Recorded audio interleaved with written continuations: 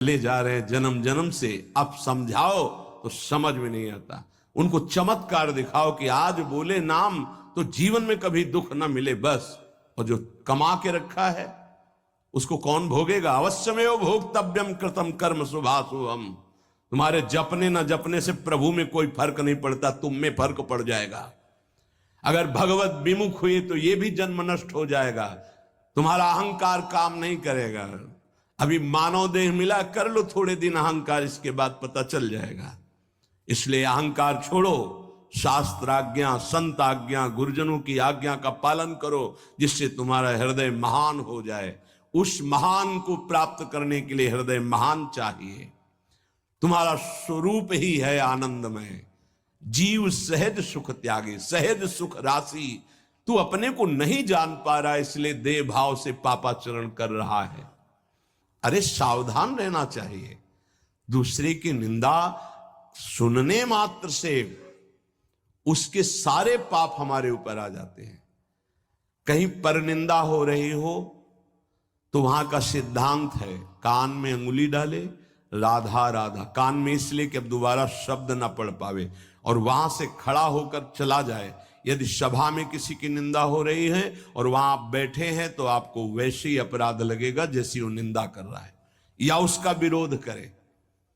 जैसे शिशुपाल श्री भगवान के लिए मलिन शब्द उच्चारण कर रहा था, भीष्म जी खड़े हो गए, महाभागवत है, अगर प्रभु के प्रति अब एक भी शब्द बोला तो भगवान ने कहा शांत हो जाओ, तुम शांत हो जाओ, तुम मत बोलो।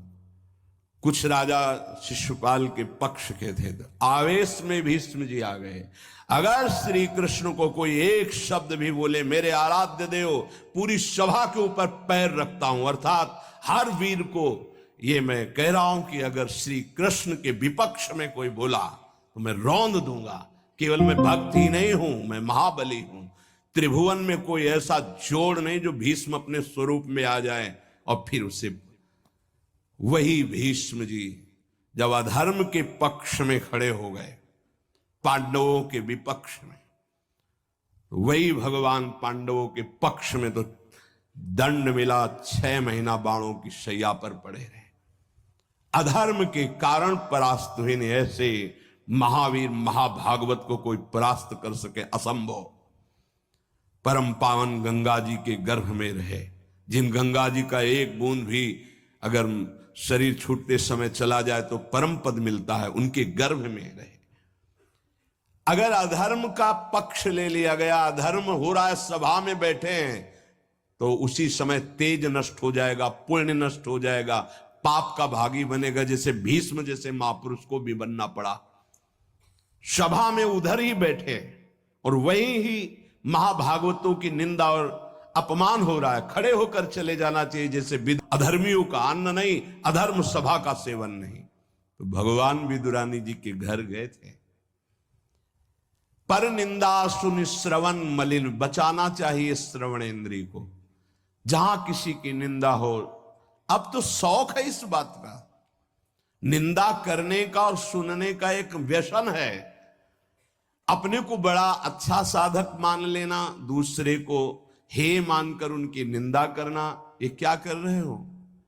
अपने जीवन को गर्त में गिरा रहे हो। पर निंदा के ते आवत नहीं कछु हाथ, मूर्ख पर्वत पाप को ले चल अपने साथ।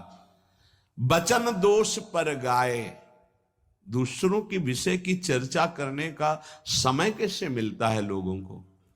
नाम जप करो, अपने विषय में सोचो, तुम्हारा मंगल कैसे होगा, तुम निष्पाप कैसे होगे, तुम्हारे दुखों की निवृत्ति कैसे होगी, तुम अपने कर्तव्य का पालन कैसे करोगे, तुम्हारा धर्म क्या है, इस विषय में सोचो।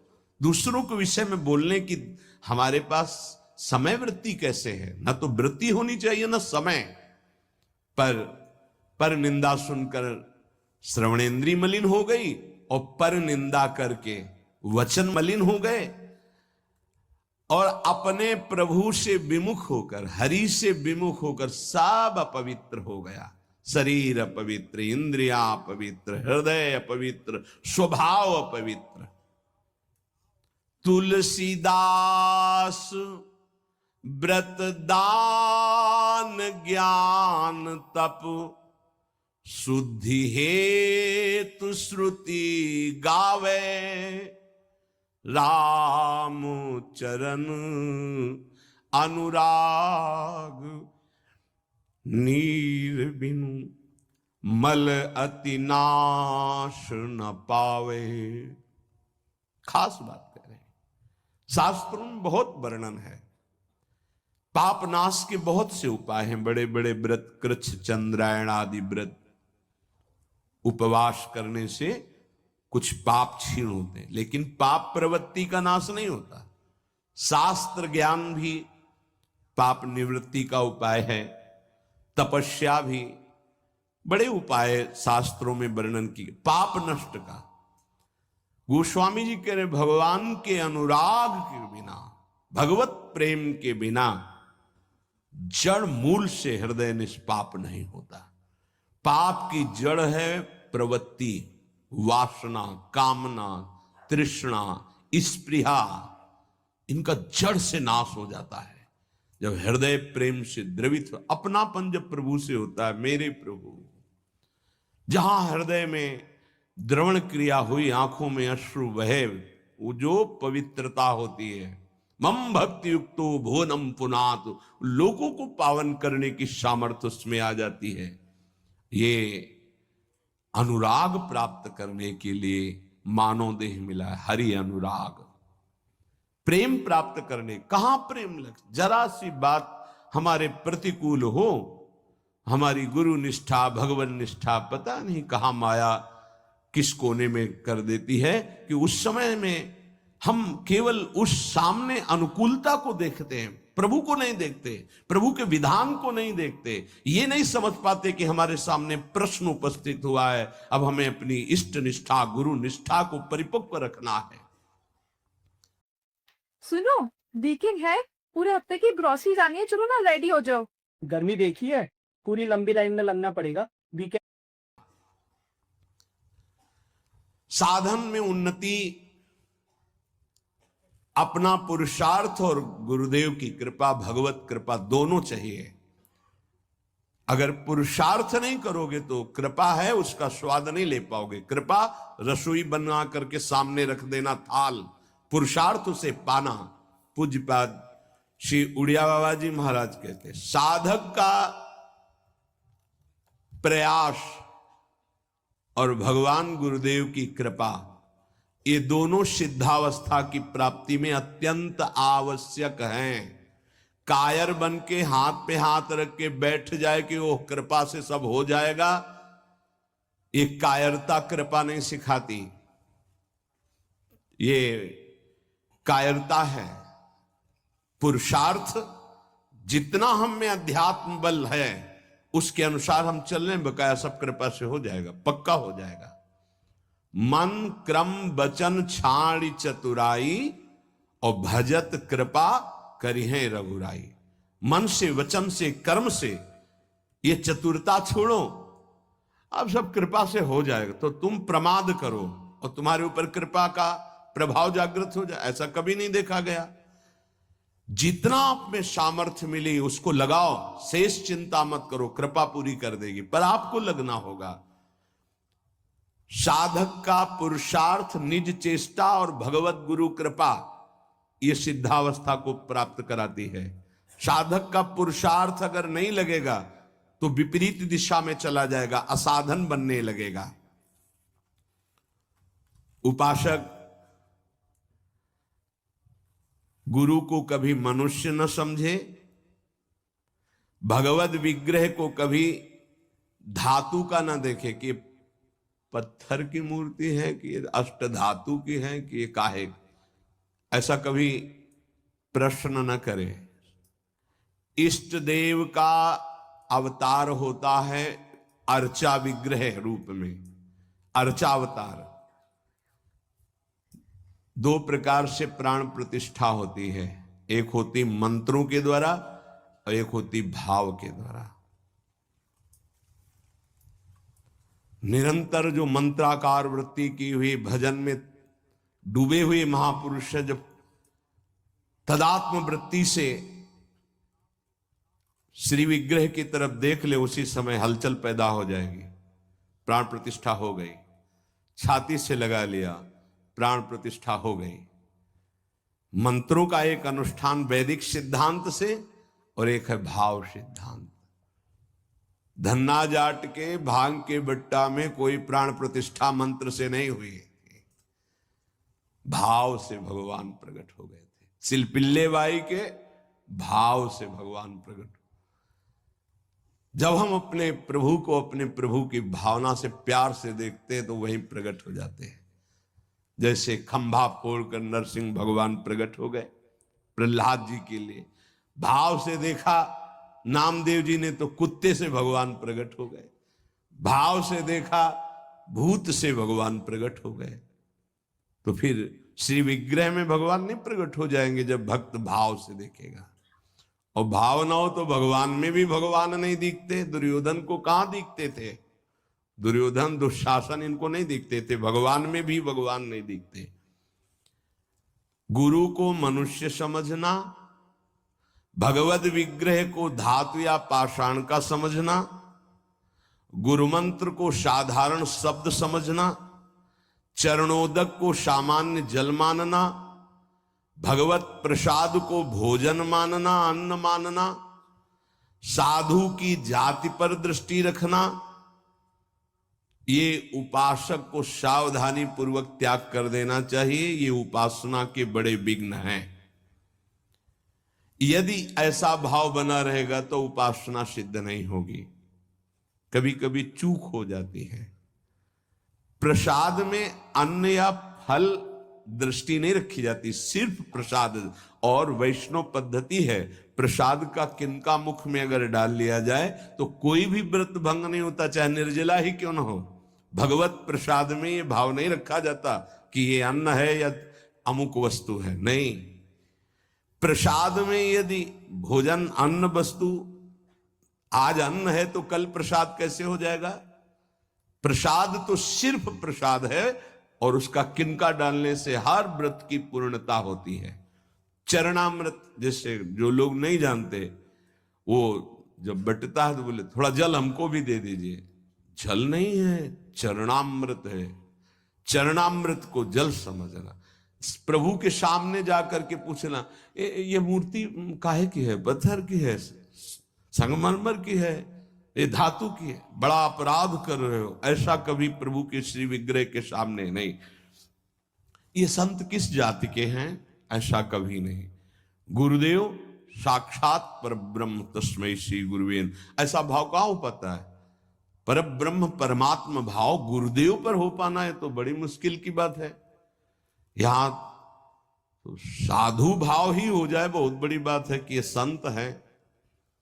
पूर्ण मनुष्य बुद्धि बनी रहती है। इसीलिए हमको अपने गुरुदेव में आराध्य देव नहीं दिखाते, नहीं तो गुरुदेव अपने स्वरूप को ही तो दिखाने के लिए विराजमान है। इसमें शिष्य के नेत्र की बात है। गुरुदेव तो कृपालु हुए। जब हरिव्यास देवाचार्य जी अपने गुरुदेव के पास आए तो जब शिष्यत्व की बात की तो उन्होंने कहा तुम्हें कुछ दिखाई दे रहा है? बोले नहीं, जाओ 12 वर्ष गिरिराज जी की परिक्रमा। फिर आए, राधे राधे। अब कुछ दिखाई दे रहा है? बोले नहीं, फिर जाओ 12 वर्ष। 24 वर्ष राधा राधा रटते हुए गिरिराज जी की परिक्रमा लगाई। जब आए बोले अब दिखाई दे रहे? बोले हाँ, आपकी गोद में प्रिया प्रीतम विराजमान है। ये अब दृष्टि आई। गुरु को मनुष्य मानना, प्रायः मनुष्य ही मानते हैं।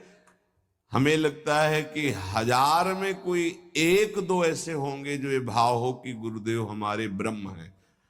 छवि या मूर्ति विराजमान करके तो पूजा सब करेंगे, लेकिन मनुष्य बुद्धि या बहुत बहुत संत बुद्धि, उसमें भी प्रश्नवाचक चिन्ह। साक्षात पर ब्रह्म कहने को तो सामने जाके बोलेंगे गुरुर् ब्रह्मा गुरुर्विष्णु गुरुर्देव महेश्वरः गुरु साक्षात पर ब्रह्म तस्मै श्री गुरुवे नमः। विचार करो, इसमें से एक भी माना है तुमने? गुरु को ब्रह्मा माना है या हरि माना है या शिव माना है या साक्षात पर ब्रह्म माना है? बड़ा मुश्किल है। केवल कह देना अलग, बोले होना भी तो चाहिए साक्षात पर ब्रह्म। केवल बातों से कोई परब्रह्म थोड़ी हो जाता है।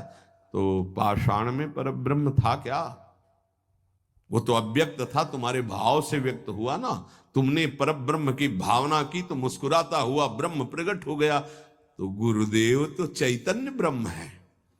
आपकी भावना यदि हो जाए कुत्ते से विट्ठल भगवान प्रकट किए, तो भावना ही तो की कि प्रभु प्रभु सूखी मत खाओ, थोड़ा घी रोटी मिला, नाथ आपके लिए ही तो है। तो ऐसे देखो साक्षात विट्ठल भगवान गुरुदेव में, प्रभु आपका सर्वस्व, आपका प्राण मन तन सब, मैं आपकी ही तो उपासना कर रहा हूं, मुझे और कोई भगवान नहीं चाहिए। बस आपका साक्षात्कार हो, आप प्रसन्न हो जाएं, आपकी अधीनता। ऐसा कहां? ऐसा होगा तो भाव बदल जाएगा। गुरुदेव के प्रति परब्रह्म भाव हो जाए तो साधक को कुछ करना नहीं पड़ेगा, अपने आप उसके अंदर समस्त दैवी संपदा प्रकाशित हो जाएगी। परब्रह्म भाव होना बहुत कठिन है। गुरुदेव के प्रति परब्रह्म भाव हो गया तो उस भाव की सिद्धि होगी, चराचर जगत में परब्रह्म भाव हो जाएगा।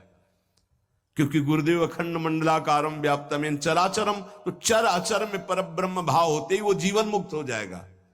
बहुत कठिन बात है। इसलिए उपासक इस भाव को सिद्ध करे। गुरुदेव साक्षात परब्रह्म, भगवद विग्रह साक्षात मेरे इष्ट देव, चरणोदक, अहो भाग्य जो हमें चरणामृत पीने को मिल रहा है, कोई जल नहीं, और गुरुदेव का मंत्र, ये कोई शब्द नहीं है, साक्षात इष्ट देव मिल गए, मुझे मंत्र मिल गया तो।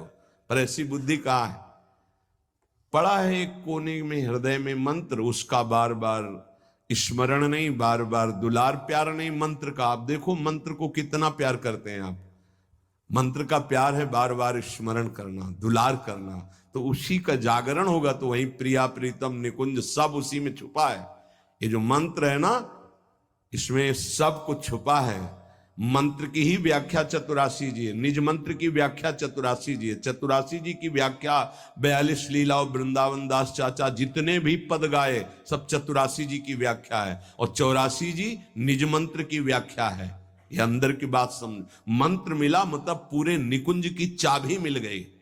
बीज मंत्र इसी को कहे, इसी से पूरा निकुंज रूपी वृक्ष प्रकाशित हो जाएगा। इष्ट देव में गुरुदेव श्री जी को हमारी भी दंडवत कर। अहो भाग्य आपके कि आप श्री जी के दर्शन करने जा रहे, हमारी दंडवत कह देना, हमारी स्मृति, हमारी भी अर्जी लगा देना। कोई आपका है, ईर्ष्या तो नहीं होगी ना, द्वेष तो नहीं होगा, उसके प्रति जलन का भाव तो नहीं होगा कि तो श्री जी के दर्शन के लिए जा रहा है। ऐसे ही यदि हमें गुरुदेव से प्रेम है और हमें दिखाई दे रहा कि गुरुदेव इनको ज्यादा प्यार कर रहे हैं, तो हमारा उससे ज्यादा प्यार हो जाएगा। आपके हो भाग्य, कभी हमारी भी स्मृति दिला देना, गुरुदेव को ये प्रदान कर देना। गुरुदेव, उसके अंदर द्वेष तो नहीं आएगा, जलन तो नहीं आएगी। जब मनुष्य बुद्धि होगी तब जलन होने लगेगी, तब ईर्ष्या जागृत हो जाएगी। नापना चाहिए अपने हृदय में कि गुरुदेव के प्रति मनुष्य बुद्धि का लक्षण है, साधु बुद्धि का लक्षण है, या साक्षात पर ब्रह्म का लक्षण है। इतनी गोपी जन थी, क्या किसी को किसी के प्रति ईर्ष्या थी क्या? एक साथ बैठकर सब कात्यायनी की उपासना, एक साथ यमुना स्नान, एक साथ अनुष्ठान श्री कृष्ण को प्रीतम रूप में प्राप्त करने का। ऐसे सहस्त्रों उपासक, सही पूछो तो इतना भी अंतर नहीं, सबके प्रति प्रभु का समान प्यार है, गुरुदेव का, प्रभु का। पर जो जितना प्रभु मानेगा, जितना अपनापन करेगा, वो दूर रहकर भी अनुभव करेगा कि गुरुदेव का, इष्ट देव का हमारे प्रति सबसे अधिक प्यार है। यह सबको अनुभव होगा। यदि आप पवित्र हृदय से, भगवत भाव से, तो आपको यह अनुभव होगा कि देखो, देखें या ना देखें, बोले या ना बोले, मिले या ना मिले, मेरा हृदय कहता है कि गुरुदेव, इष्ट देव सबसे ज्यादा मुझे प्यार करते हैं। ये भगवत भाव में रहता है। इष्ट देव और गुरुदेव की परिपूर्णता के भाव में जितनी कमी रहेगी, उपासना उतनी कच्ची रहेगी। इष्ट देव गुरुदेव की परिपूर्णता में भाव, इष्ट देव में कभी एक देशीयता का भाव नहीं रहना चाहिए। मेरे इष्ट देव सर्वत्र विराजमान है, तभी सच्चिदानंद भाव पूर्ण होगा। मन उपासना किए बिना नहीं रह सकता, इसका स्वभाव है उपासना करना। यदि प्रभु की उपासना नहीं की तो भोगों की उपासना ये करेगा ही करेगा, तुम इसे रोक नहीं सकते हो। अगर ये भोगों की उपासना करेगा तो दुख, चिंता, भय, शोक, मृत्यु, इससे तुम बच नहीं सकते हो। और मन का स्वभाव उपासना करना, ये बिना उपासना किए नहीं रह सकता। यदि प्रभु की उपासना नहीं की तो विषय की उपासना करेगा, इसलिए बचाओ इसको विषय उपासना से और प्रभु की तरफ लगा दो। तो बोले ये जानते हुए कि ये विषय उपासना पाप कराएगी, फिर भी हम इसे क्यों नहीं रोक पाते? तो श्री भगवान कह रहे हैं कि तुम्हारा ज्ञान 3 तरह से ढक गया। पहला, अग्नि में जैसे धुआं पर अग्नि है, अर्थात ज्ञान है, पर धुआं हट जाए तो सही ज्ञान दिखाई दे, ऐसे पहली स्थिति उपासक की विषय उपासना की तरफ, काम वासना की तरफ जब होती है, उस समय एकदम वो ज्ञान जागृत करने के लिए सत्संग आदि का सहयोग तो बच जाएगा। नहीं, दूसरी आती दर्पण में मल की तरह, अब उसमें बड़ा प्रयास करने पर। तीसरी आती है जेर में ढका हुआ गर्भ, अब उसमें समझ में ही नहीं आता कि क्या ठीक है क्या नहीं ठीक है, जो वासना आई वैसी क्रिया हो गई। आवृतम ज्ञान में तेनो ज्ञानिनो नित्य वैरिणा काम रूपेण कौन्तेय दुष्पूरेणानलेन च। हे कुंती नंदन, ये काम अग्नि है, ये कभी तृप्त होने वाला नहीं है। जैसे अग्नि में धीरे धीरे घी डालो तो भड़केगी, वो शांत नहीं होगी। ये ज्ञानियों का बहुत बड़ा दुश्मन है, तो अज्ञानियों का मित्र है। काम से ही तो सुख का अनुभव करते हैं। संसार में शास्त्रों की संख्या में केवल काम सुख के लिए ही सारा चिंतन है। देख लो, हमें पढ़ना लिखना है, खूब रुपया कमाना है, अपनी कामनाओं की पूर्ति करनी। काम का सीधा तात्पर्य केवल एक ही इंद्रिय से नहीं, सर्वेंद्रियों के भोग से है। अगर ये दुश्मन है तो किनका है? जो इस संसार रूपी महान दुखालय से मुक्त होना चाहते हैं। वैसे है तो दुश्मन उनका भी, क्योंकि दुख, शोक, चिंता, भय, पाप आचरण कराता है, पर वो मित्र मानते हैं, इसी से वो सुखी होना चाहते हैं। ज्ञानिनो नित्य बैरिणा, ज्ञानियों का ये दुश्मन है। तो कोई ऐसा न समझ ले कि ज्ञानियों को भी काम परास्त करता है क्या? तो यहां ज्ञानी शब्द शास्त्र ज्ञानी से, ब्रह्मबोध से नहीं है। ब्रह्मबोध संपन्न महापुरुष के हृदय में नहीं स्वात्मा रामम विषय मृग तृष्णाम भ्रमयति, भ्रम पैदा ही नहीं कर सकती माया। जहां आता है जो ज्ञानिन कर चिता परई बरियाई विमोह बस करई, वो शास्त्र ज्ञानी, ब्रह्मबोध संपन्न महापुरुष नहीं, वहां गुंजाइश ही नहीं है। जैसे भगवत प्रेमी महात्मा नहीं, अभी वैदिक भक्ति, गौड़ी भक्ति तक हो सकता है, लेकिन अब अनुराग, जहां अनुरागात्मिका भक्ति जागृत हुई, प्रेम लक्षणा भक्ति, वहां प्रवेश नहीं किसी विकार का। ऐसे ही शास्त्र ज्ञान साधना तक हो सकता है काम का प्रभाव, लेकिन ब्रह्मबोध संपन्न महापुरुष के हृदय में नहीं। ऊसर बरसई तृण नहीं जामा, संत हृदय जिम उपज न कामा। भगवान कह रहे हैं दुष्पूरेणानलेन च, ये कभी पूर्णता नहीं होती काम में। अग्नि में घी की आहुति सुहाती सुहाती डाली जाए तो कभी वो बुझेगी नहीं, बढ़ती चली जाएगी।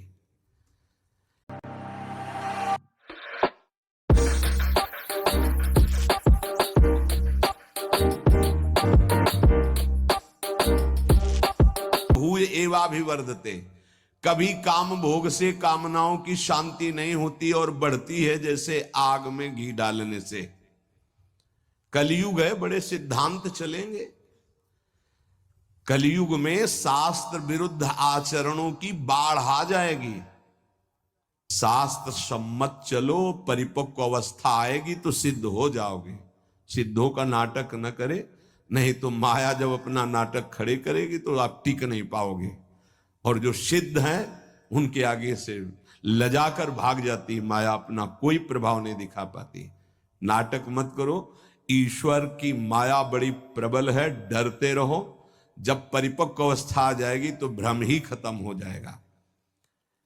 आजकल नए नए सिद्धांत बनाए जाते, नई नई बातें प्रकट की जाती हैं। ये समझ में नहीं आता कि शास्त्र सम्मत आचरण करने वाला महापुरुष ही सिद्ध होता है, शास्त्र विरुद्ध आचरण करने वाला नहीं। जिस समय माया ये देखेगी कि तुम मायापति के भी ऊपर सिद्ध हो गए हो, फिर वो जब प्रश्नवाचक चिन्ह खड़ा करेगी तो फिर नहीं निकल पाओगे। यहां बड़े बड़े झुक के निकले हैं, कोई भी हो। इसलिए हर उपासक से प्रार्थना है कि दंभ नाटक पाखंड न किया जाए। धैर्य पूर्वक चलोगे तो सिद्ध हो जाओगे। तुम्हारा जन्म ही हुआ है सिद्ध होने के लिए। कभी भोगों से योग की प्राप्ति नहीं होती। जगत गुरु भगवान श्री कृष्ण से बढ़कर कोई ज्ञानी नहीं है। त्यागात शांतिरनंतरम भगवान के शब्द हैं, और ये भी भगवान के शब्द हैं। और लोगों का मन यही चाहता है कि कोई ऐसा मार्ग मिले जिससे मनमानी भोग भोगने को मिले और योग भी हो जाए। फिर क्या है, फिर तो भीड़ वही लगेगी जहां भोग से योग है। भोग त्याग से योग, उसमें तो कोई बिरला। कोई एक पाव भगत जी में मोरी। आज शास्त्र की मर्यादा को ही नहीं समझा जाता है। जो जितना मन, फिर अंत में बड़ी दुर्गति होती है। मनमानी आचरण करने वाले की अंत में बड़ी दुर्गति होती है। इसलिए सावधान, तस्मात् शास्त्रम प्रमाण। आज तक ऐसा कोई सिद्ध महापुरुष नहीं हुआ जो शास्त्र मर्यादा के विपरीत आचरण सिद्ध होके करता हो।